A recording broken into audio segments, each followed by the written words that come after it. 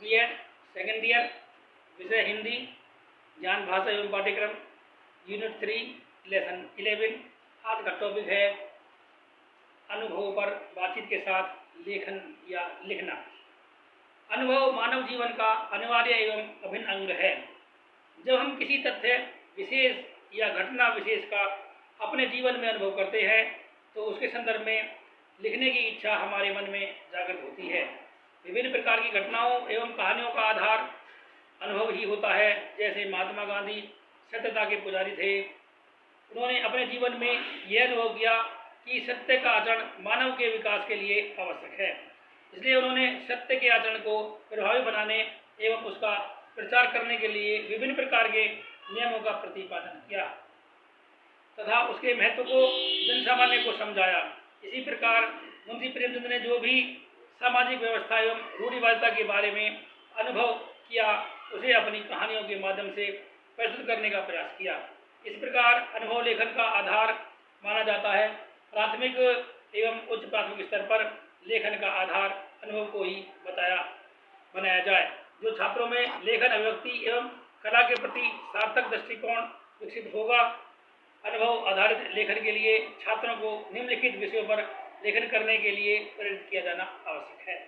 Number 1, पारिवारिक अनुभवों के आधार पर लेखन। बालक की प्रथम पाठशाला परिवार होती है।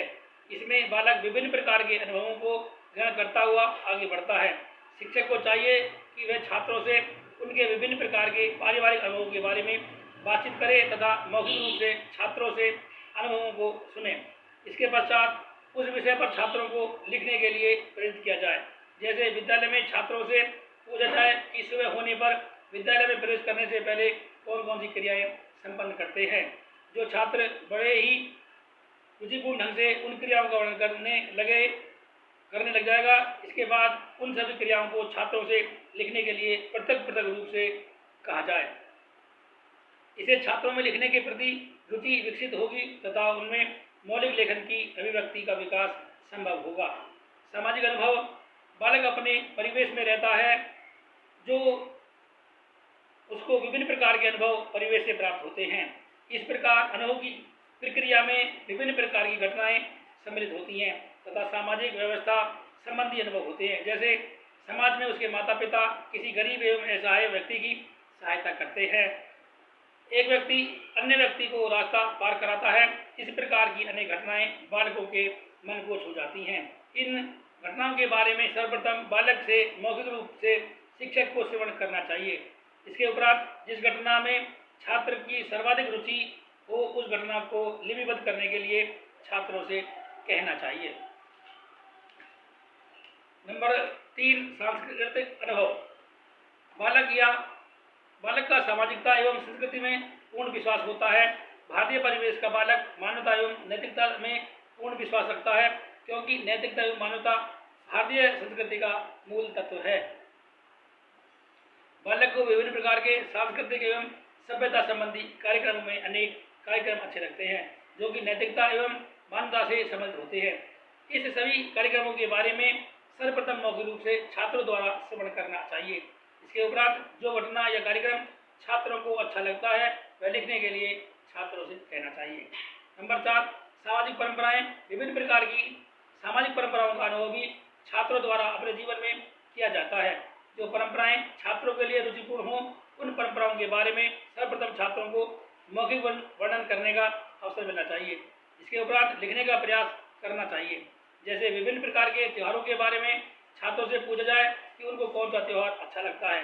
इसके उपरांत किसी एक त्यौहार, दीपावली या दशहरा, जो भी छात्र के लिए सर्वाधिक रुचिपूर्ण हो पर लेखन कार्य कराने का प्रयास करना चाहिए। इससे छात्रों में लिखित अभिव्यक्ति का विकास संभव होगा। नंबर 5, विद्यालय अनुभव। सर्वप्रथम बालक अपने परिवार से निकलकर विद्यालय में प्रवेश करता है तथा विद्यालयों में अपने विभिन्न प्रकार के साथियों के साथ रहता है। इन सभी साथियों में से कुछ साथियों का व्यवहार उसको अच्छा लगता है तथा कुछ साथियों का व्यवहार अच्छा नहीं लगता। इसी प्रकार विद्यालयी परंपराओं में भी छात्रों को कुछ परंपराएं अच्छी लगती है तथा कुछ अनुचित। उन सभी के संदर्भ में छात्रों से उनके रुचिकर अनुभवों के बारे में सर्वप्रथम मौखिक चर्चा करनी चाहिए। इसके उपरांत इन सभी अनुभवों का लिपिबद्ध करने के लिए उन्हें प्रेरित करना चाहिए। नंबर 6, कक्षा अनुभव। विद्यालय अनुभवों के पश्चात कक्षा कक्ष संबंधी अनुभवों के बारे में छात्रों की विशेष रुचि होती है। वर्तमान समय की शिक्षा प्रणाली गतिविधि आधारित शिक्षा प्रणाली है।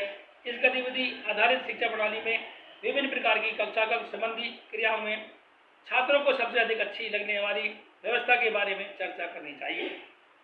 छात्रों को इस रुचिपूर्ण प्रक्रिया में किसी छात्र सहपाठी का व्यवहार तथा शिक्षक के व्यवहार से संबंधित घटनाएं हो सकती हैं। इन सभी घटनाओं से छात्रों को रुचिपूर्ण घटना पर लेखन कार्य करने के लिए प्रेरित करना चाहिए। नंबर 7, आत्मिक अनुभव। आत्मिक अनुभवों का संबंध उच्च स्तरीय घटनाओं से तथा छात्रों के उच्च स्तर से होता है। इसमें तर्क एवं चिंतन से संबंधित अनुभव पर विचार किया जाता है।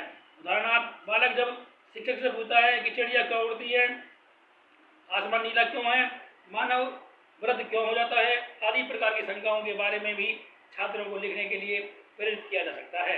इसके लिए छात्रों को शिक्षक द्वारा विज्ञान संबंधी साहित्य की सहायता से तथा उचित निर्देशन तथा परामर्श के माध्यम से भी छात्रों को प्रेरित करने का प्रयास करना चाहिए कि वे इन आत्मिक अनुभवों पर अपने लिखित विचार प्रस्तुत करें। आज के लिए इतना ही। बने रहिए हमारे YouTube चैनल पर। नई वीडियो नई टॉपिक के साथ पुनः मिलेंगे। धन्यवाद।